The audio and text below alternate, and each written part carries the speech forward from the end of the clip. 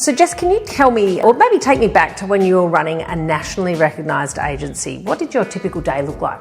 Well, it's a really good question to ask, and I think that the answer to that question was probably different from early days as opposed to what it was when I grew as what I called an effective leader. I think early days when I was really just a manager, managing KPIs and trying to drive performance, and moved into that position where someone else could do that role and I could work more growing on the business instead of in it, was when the business really started to take off and our market share really started to grow through that period of a couple of years. And what were some of those roles that you were doing that you now know you shouldn't have been? Well, effectively, being a selling principal means you're doing a bit of everything. You're effectively out there sitting in people's lounge rooms. You're effectively trying to motivate, inspire your team, trying to work with underperformers. And all those roles take up a lot of time and a lot of energy. And I always say to leaders that when you've got the time then to think about all those things that I just mentioned, that you can spend all that time and energy onto higher growth activities like recruitment and build a high performance culture and connecting within your community. And I think those things, for me, in my experience, is what allowed our business to really go from a mediocre business to a high performance, well-regarded business. Did you think that at that point, like through that whole process, that you were actually leading, or is that what you thought a leader was? In the early days? Yeah. Early days I probably thought it was, and I think most people running the typical business would see themselves as a leader when they're listing and selling and managing their team. And I look at the two roles in two totally different ways today, what a leader is and what a manager is. And for me, it's a very clear distinction. As a leader out there or real estate business owner, I say watching this today, it's about understanding where you want to be in 2 to 3 years' time and what that vision needs to look like, and then how you can work yourself from the manager stage into a leader stage.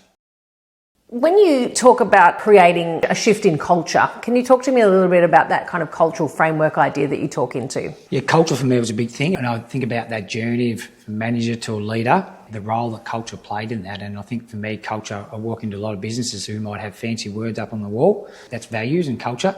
For me, that's just about 1% of the starting point of that. For us, it was about having this framework where our team could come together and recognise who was performing in line with our team values. So it wasn't about KPIs and how many listing presentations and appraisals and the best performer did. It was actually about looking at our core values and each team member coming together once a month and once a quarter and actually reflecting on who's lived those values to a highest level. But equally, what team members needed to pull their socks up and lift in line with those values. And what it allowed our business to do, and many businesses I work with, it actually allows the rest of the team and the peers to give that ongoing feedback back to each team member rather than you as the leader doing it.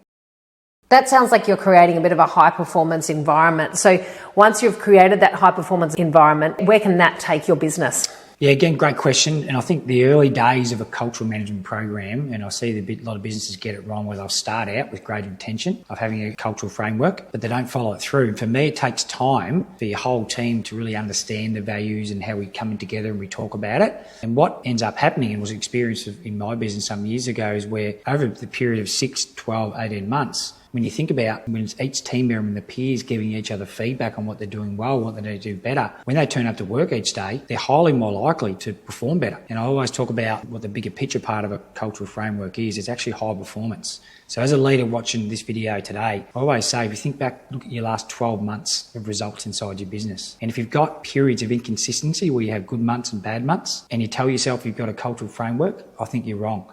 Because a cultural framework for me is about performance. It's not just words on a wall.